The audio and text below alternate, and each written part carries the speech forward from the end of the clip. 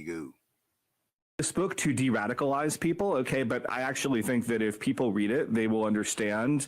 If you're a white person and you're like, man, I'm at the end of my rope and I don't know what I'm going to do. But that's where it's called Project 2025.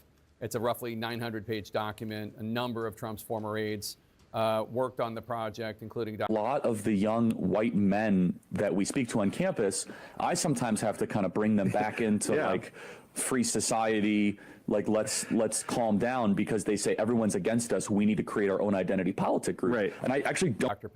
Ben Carson and Ken Cuccinelli, former Chief of Staff Mark Meadows, Stephen Miller, his convicted former economic advisor Peter Navarro. The former president has just denied even knowing about it. What's going on? Yeah, Jake, what's really interesting, one name you didn't mention was Russ Vought, who is the actual architect behind this idea of giving the executive branch this enormous amount of power. And all the people you just mentioned are people who, one, participated in Project 2025, but also, two, still talk to Donald Trump on a regular basis. However, the campaign has routinely separated themselves from Project 2025, particularly as it's grown increasingly controversial, some of those policies in place. And now Donald Trump is saying he doesn't know anything about it at all. In a statement on Truth Social, he said, "I know nothing about Project 2025. I have no idea who is behind it. I disagree with some of the things they're saying, and some of the things they're saying are absolutely ridiculous and abysmal.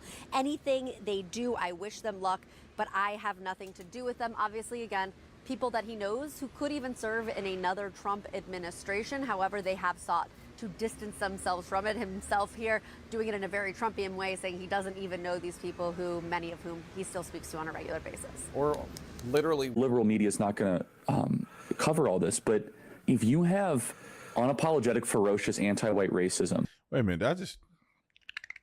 did I just hear that right? You have unapologetic, ferocious anti-white racism, then young whites are going to find some very radical political positions. Right. And I don't want that. Oh no, you can't get this nowhere else. You can't get it nowhere else. The Nazis. The cows are out of the barn. It's everywhere. Everybody knows that this, now it's just getting everything to fruition here. And yes, the whole video is a fraud. It's a fake reality show. I don't think that's a good idea. I don't think more tribalism is the answer to tribalism, but I see why they believe that. Brainer, this is not controversial to me. This is real. I know it.